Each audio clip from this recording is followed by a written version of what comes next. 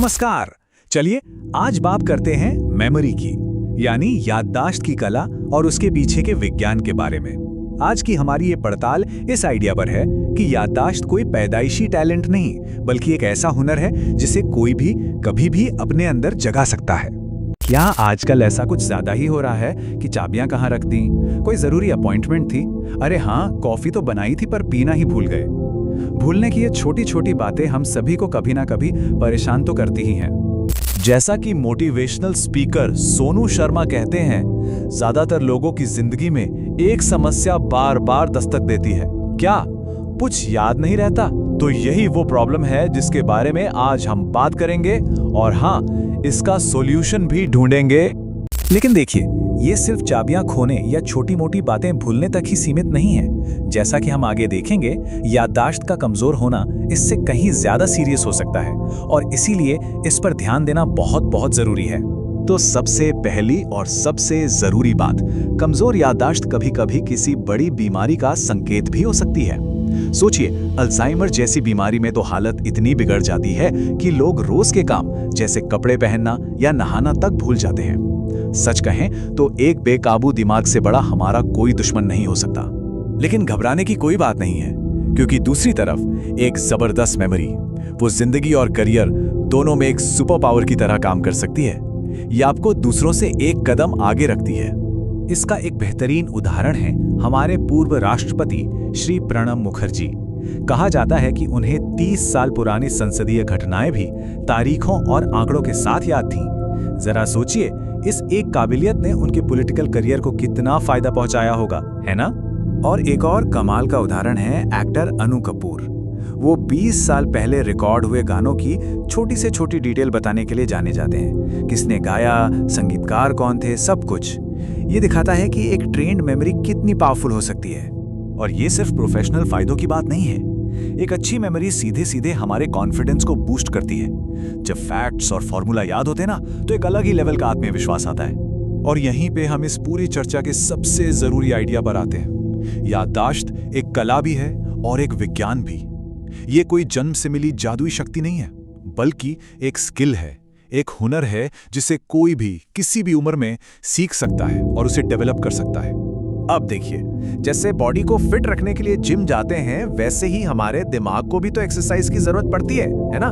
तो चलिए दिमाग को एक मजेदार सी कसरत करवाते हैं। पहली एक्सरसाइज है द कलर टेस्ट। यहाँ स्क्रीन पर कुछ शब्द हैं जो अलग अलग रंगों में लिखे हैं। आपको शब्द को नहीं पढ़ना है, बल्कि उस रंग का नाम बोलना है जिसमें वो लिखा है। चलिए शुरू करते हैं। थोड़ा मुश्किल हो रहा है ना? वो इसलिए क्योंकि हमारा दिमाग शब्द पढ़ने के लिए ट्रेंड है। अब इसे उल्टा करके देखिए, करिए कोशिश। अब इसके पीछे की साइंस भी बड़ी दिलचस्प है। ये सिर्फ कंसंट्रेशन ही नहीं बढ़ाती, बल्कि दिमाग में नए रास्ते, नए न्यूरल कनेक्शंस बनाती है। समझिए जैसे दिमाग में नई सड़कें बन रही हों, ताकि जानकारी और तेजी से दौड़ सके। और इसका नियमित अभ्यास अल्जाइमर जैसी बीमारियों को रोकने में भी मददगार हो सकता है। चलिए अब बढ़ते हैं अपनी दूसरी एक्सरसाइज की तरफ। इसका नाम है शुल्टे टेबल।